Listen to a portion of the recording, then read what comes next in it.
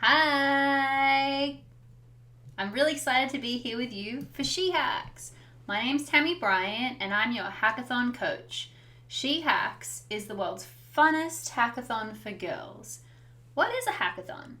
It's time to make stuff for fun with technology. So what are we going to do today? We're going to be using something really cool called Glitch for our hackathon. So when we're working on a hackathon, what we want to do is we want to dream up something really cool in our mind, and we want to try and figure out how we're going to build that. How will we do it? What's it going to look like? And then we actually hack it together. So we make something really fast that looks cool to us that we can share with our friends and each other. And I encourage you to share in the comments for sure. Share whatever you're building and everything that you learn along the way. If you've got troubles, that's okay. You can just ask for help. I'm here to be your coach to help you out. So, how are we going to use Glitch? Well, this is Glitch. Glitch is a really cool, friendly community where everyone can code together. So that's us. The first thing you need to do is join Glitch.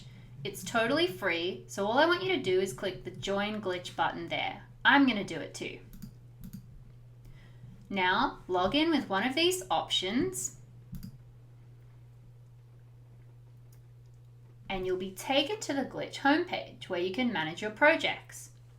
So here, what you can actually do is either create a new project from scratch and write all the code yourself, or you can actually remix a project that someone else has already started with, which I think is a fun and fast way to do things at a hackathon. So let's do that.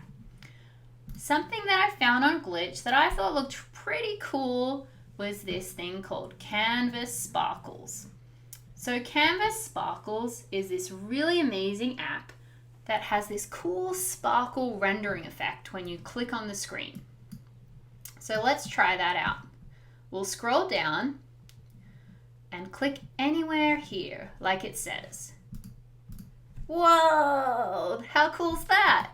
There's all these sparkles flying from the sky. Pretty amazing. Whoa! How cool. Alrighty.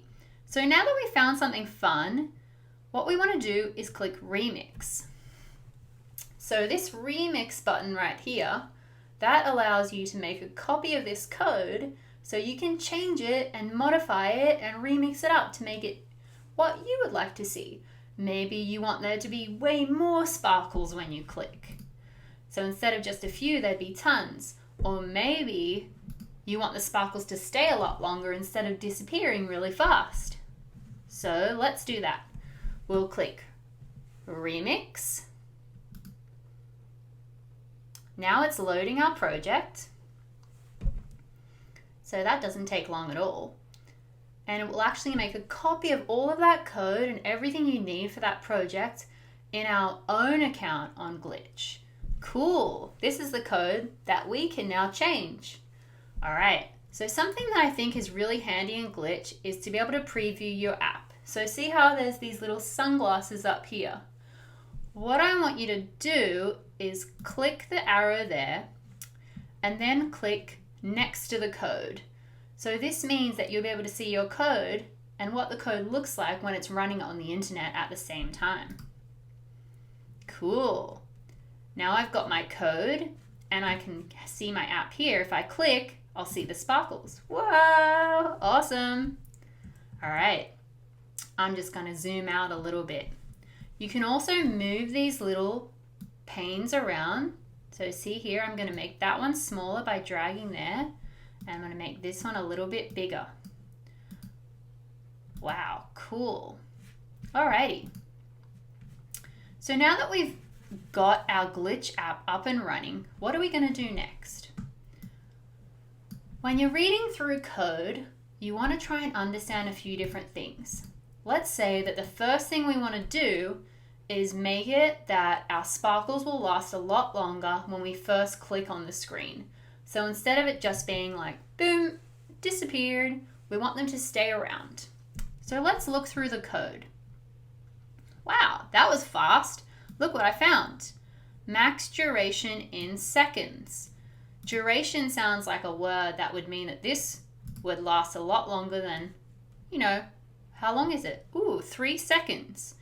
What if we change this to 30 seconds instead of 3 seconds? What do you think? Does that seem like the part of code that we need to change? Should I do it? Should I change it there? What happens? Well, nothing bad's going to happen if I change it. So the cool thing about code is I can just change it, and then if I don't like it or if it doesn't work, or even if I break the whole thing, I can just change it back. So that's awesome. Let's give it a go. I'm going to change this to 30. So you can see here, max duration in seconds equals 30. Now let's click and see what happens. Whoa! Looks like we did it! Woohoo! Awesome. That's super cool. So now our app actually plays these sparkles for 30 seconds instead of just 3, which is really awesome.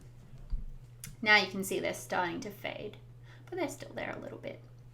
All right, so that's the first thing that we learned.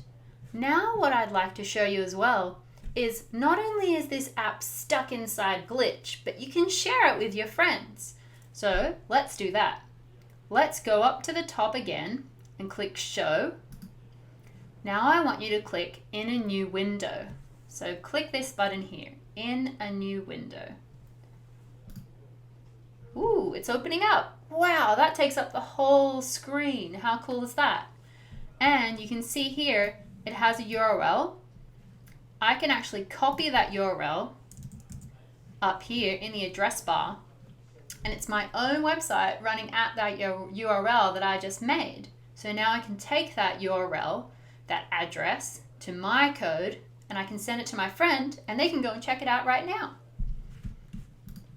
So I'm going to click there and be like, wow, how cool is that? Now it runs for 30 seconds. Isn't that awesome? Super cool. What else do you want to do with this app that you just made? Maybe we'd like there to be way more sparkles. There's a few, but I think it would be fun if it was like way more super colored. So let's go back to our code and try and figure out how we might do that. So I'm just going to read our code. Sparkle count divisor. We might have to do a little bit of maths, but lucky maths is really fun. So sparkle count divisor is currently set to 4,000.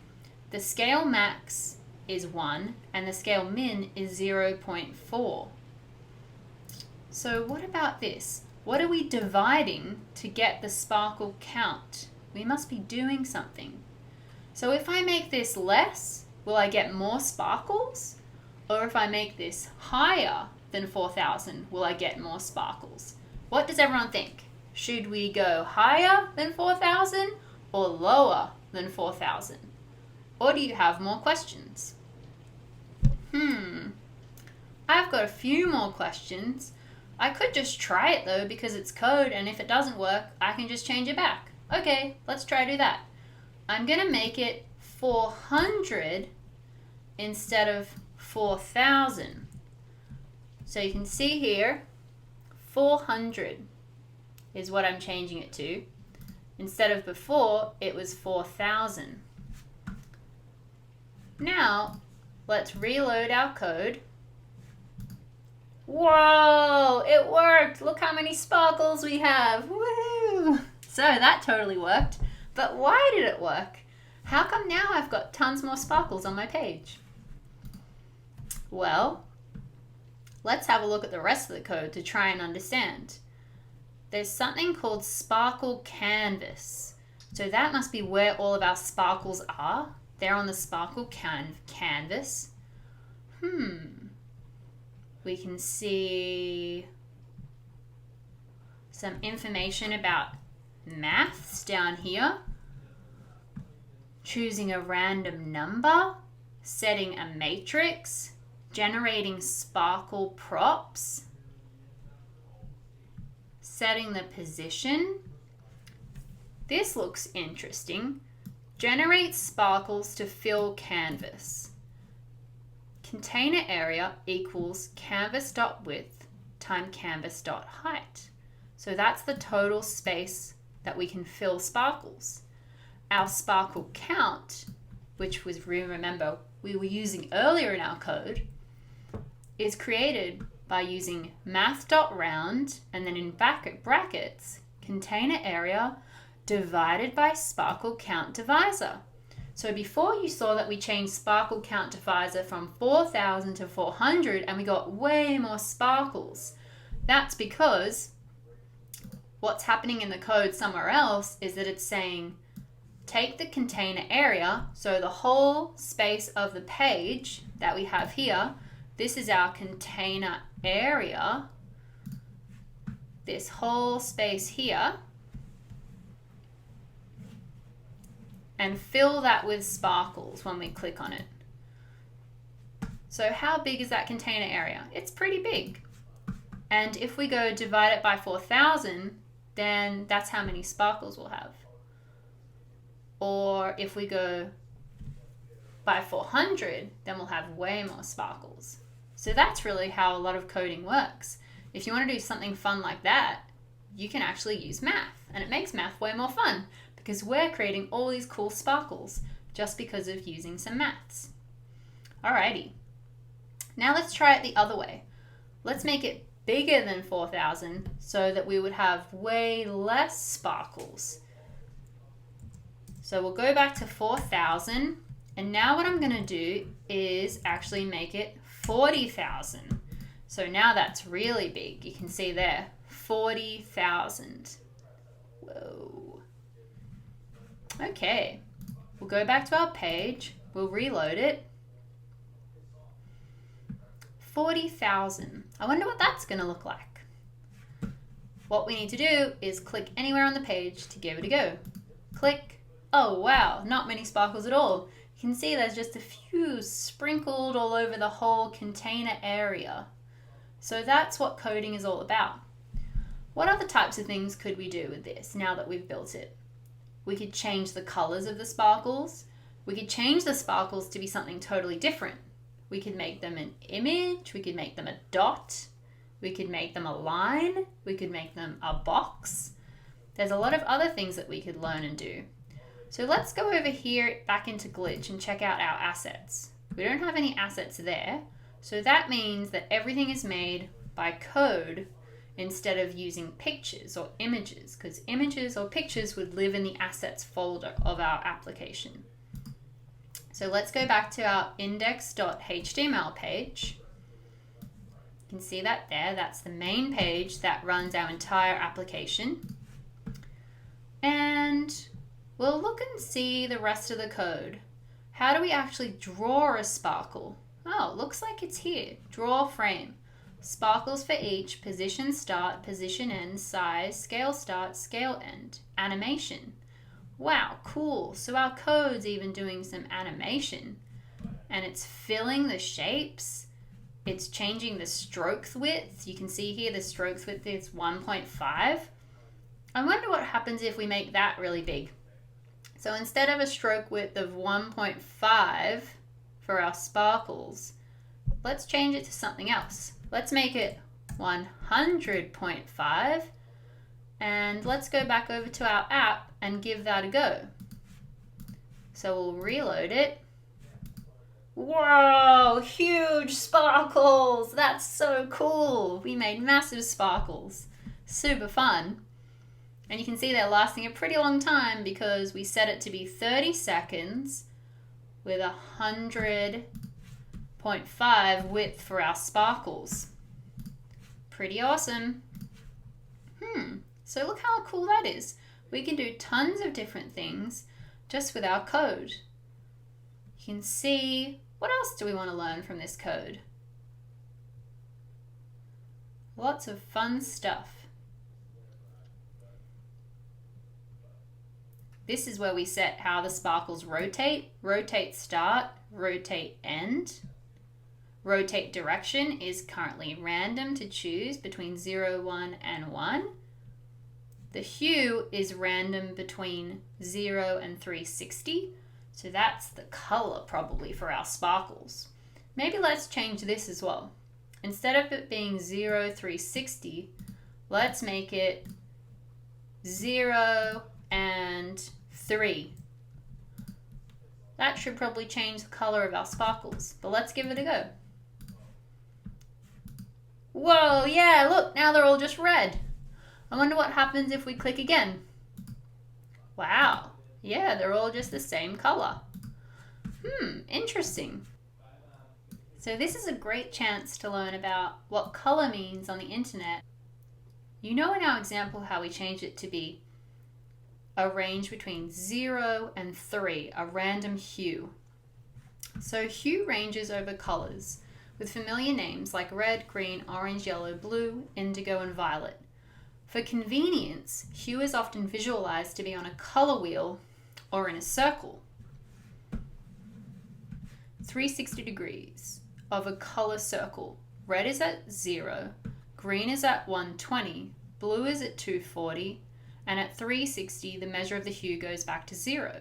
So let's look at what that actually looks like. So this is our hue color wheel. You can see here at the top we have 0 degrees is red. Orange is at 30. So colors between red and orange will be between 0 to 30.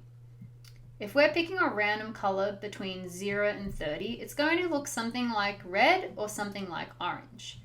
If we pick a random color between 0 and 60, then it will be something between red, orange, and yellow. Or if we go 0 to 180, then we'll get a lot of reds, oranges, yellows, greens, and light blue. If we go 90 degrees to 180 degrees, we'll just get greens and light blues. So that's really how the color wheel works.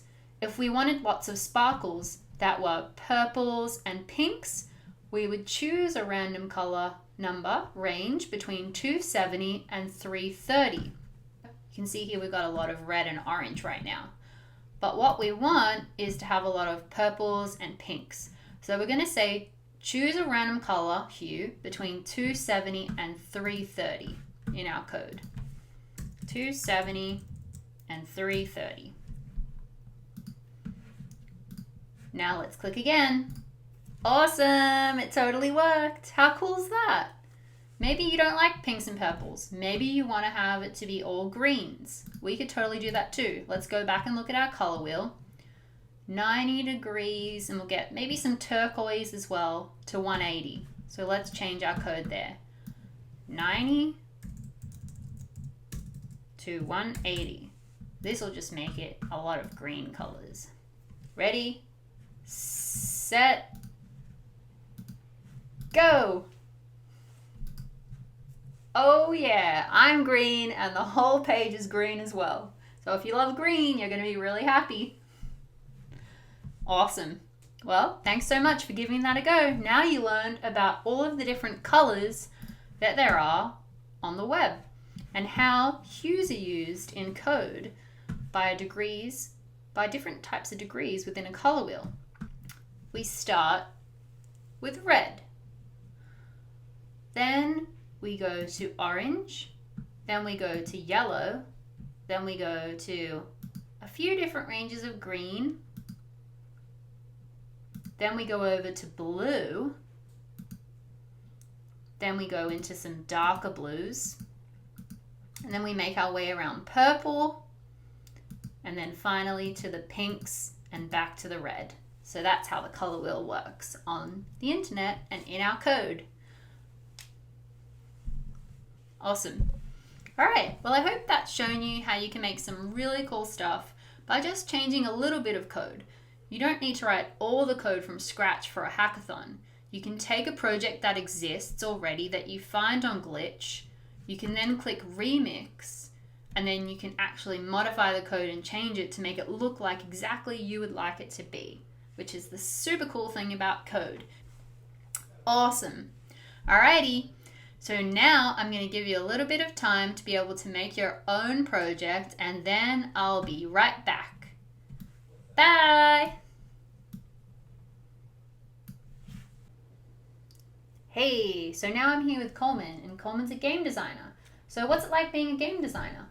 Well, it's pretty cool. It's you get to work with a lot of different people to make games come to life, and so you get to work with artists and programmers. And the game designer is kind of like you can think of it kind of like like when people make a movie. There's like the director who's they're not necessarily the person holding the camera, not necessarily writing the script, but they work with all those people to make sure that it kind of comes together in a cohesive vision, and that it's actually feels like a unified product, and all the characters seem like they're from the same world, and the mechanics of the game work with the themes that you're trying to put in there and the story and other things. That's cool. So it sounds like a lot of creativity, art, music, And technology. technology. Awesome. All coming together in Very one place. cool. Yeah. Awesome. Well, what we've got here behind us is actually sort of like an interactive bit of a game, a mini component of a game. So it's a car that we can actually drive, make us a little bit smaller. And so see here, what we can do is we can drive this car. So we're going to give that a go. I'm going to drive it forwards. Oh, you can see actually the blocks are already down because they fell down. I'm going to refresh it myself. And what this little game does is it lets us drive forwards. I can change the view, and then I can drive up that ramp and I can drive into those blocks. So let's just do that. Whee! All right, cool. So talk to us a little bit about that. Like what's happening when we're doing that? Yeah. So this is like a very kind of simple game engine kind of setup here. So this is kind of a game of physics. So what's happening is we have this car that you're controlling, and you're controlling it by either pressing forward or brake, right? Yep. So those are mapped to some different characters on your keyboard. So W, A, S, and D, as you can see at the top, tells you how to turn and move. So what's happening is the system is capturing when you're pressing these buttons, and then it's saying, oh, I see that forward is being pressed. Forward means accelerate in this particular scenario. And so it's telling this car to start driving forward. Interesting. And there's a lot of kind of like physics simulation around that, it looks like, because this is a 3D environment. And so you can see the car's not falling through the ground. It's like resting on the ground. It's driving up the ramp. And then when it slams through those boxes, they all go flying in different directions. So there's some simulated game physics happening here. Nice. That's really cool. So what might be some things that we could change in our code that runs this car driving game to just, modify it a little bit to take the code to remix it in Glitch and make something slightly different? Yeah, so maybe we can start by just kind of changing some of the parameters of the car itself. So like maybe we can look at, we know there's some physics there happening. It's driving through blocks and they're flying away. So there's probably some sort of like mass type concept under the hood. And then also the car probably has some sort of like an acceleration or force or velocity type parameters that we can look for as well. Nice. And maybe we can just tweak those a little bit to make the car really fast or really lightweight or something like that. That's cool. So explain to me what mass is as well. Yeah, so mass in physics is like it's how much matter is in an object, how dense it is. So for instance, you can think of like a bowling ball versus a feather, right? Or even a bowling ball versus like a pillow. A pillow might actually be a little bit bigger than a bowling ball, but it's very light because it's not dense. It's full of fluffy stuff that's very light, mostly air. A bowling ball is very dense, so it's high mass. And so, in this case, the car is probably configured in the game, in the code, to be high mass because you want it to feel like a car, like it's got some weight. It takes a little while to get up to speed. And so in this simulation, it looks like they're going for kind of a realistic driving feel. Yeah, so like, for example, if it's a real lifelike car, if I tried to push it with my hands, it would be really hard for me to like push that down the street. Right. Or up a hill. But if you're applying a small amount of force to a large amount of mass. Yep. But if we made the mass lighter, like made the car as light as a feather in terms of mass, then maybe it'll drive faster, or maybe when it hits these blocks, it won't budge them so much. Wow, interesting. All right, that sounds like a fun thing to try. So let's go and check out our code over here. So in this application, we have quite a lot of code. So we have a lot of assets as well. So this actually creates the environment that we're in.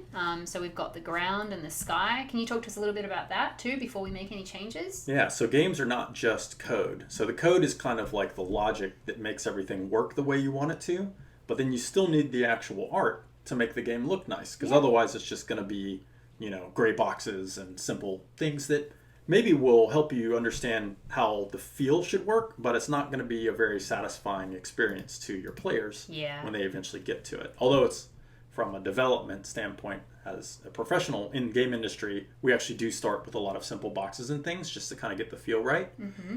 But in this, once you've kind of got that feel, then you put in the art to make it look a little bit more like whatever kind of a game world you want. Interesting. So I can see there's like a terrain sort of image, and then there's also a sky. Yep. And so what those are made up of is the terrain is a big flat plane, or maybe it's a box. And so that box or that plane has this texture that you can see here that looks like a sort of a desert floor. That's a texture that an artist made, probably in something like Adobe Photoshop. Yep. It looks fairly realistic, so they probably actually had source images of actual desert terrain. Wow. And then they did a little Photoshop magic to kind of clean up the edges a bit and make it kind of to where it will tile correctly. Awesome. Because textures will just kind of, these kind of textures, you can just loop them side by side, and you don't want to see a seam. So they've done that setup here, and that's a very common way to do ground in a video game. That's cool. So it actually, looks like a really smooth ground. And then we have the sky as well. Yep, and so that's kind of a classic game magic kind of trick where, you want to make the world feel big and expansive, but you don't actually want to spend all that time building a huge giant world when people are really only going to be in a small amount of it. It's not very efficient for your time. Not very efficient for the computer's processing and memory usage and stuff either. So you simplify that, and you can have this little terrain area, and then you can put a giant box around it that has all of your clouds and sky, and so it looks like those clouds are way off in the distance, and they actually are in the game, but it's really just one texture that's just blown way up. Wow, that's really cool. So I can see we're inside that box right now, and I have a limited camera view, so I can't look higher than this and I can't go lower. And then this is how far I can zoom in. Mm-hmm. But you can see that sky, it's also below, it's above, it's all around on the different sides. Maybe this is a glitch. Now it looks like the car's floating in the sky. Well, it's just what it looks like when you go under the ground. It's not really solid ground like in the real world. It's just a plane or a box, and now you're inside of it looking up, kind of like being underwater or something. Cool. And you can see the edge of the world there. Yeah, where the car is right now. Yeah, and you see how much further the skybox extends beyond that. Yep, awesome. All right, so now let's do what you said before, which is make some changes to the mass of the car. We can use Command F to search for mass. Oh, cool. Let's actually just zoom in a little bit as well, so that we can see that over here. I'm just going to make that a bit bigger for us. Alrighty. Okay, let's also zoom in here. We don't want our code to be too small that we can't see it.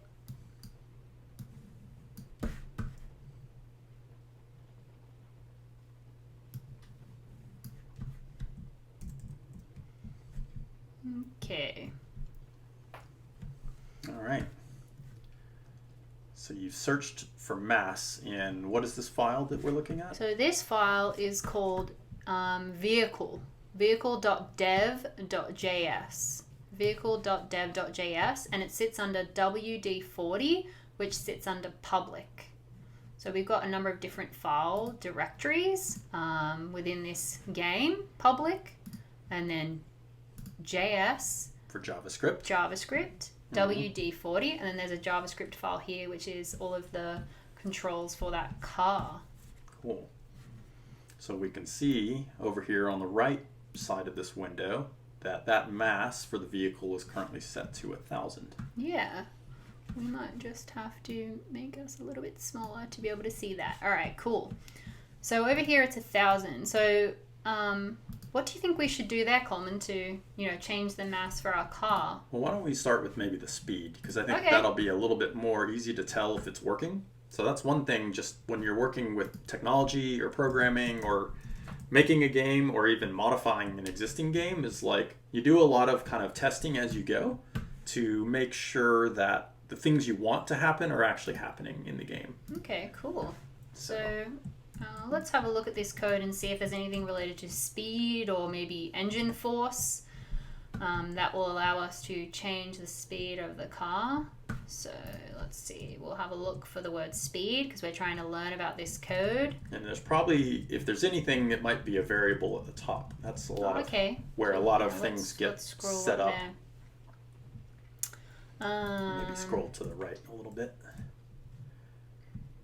Okay.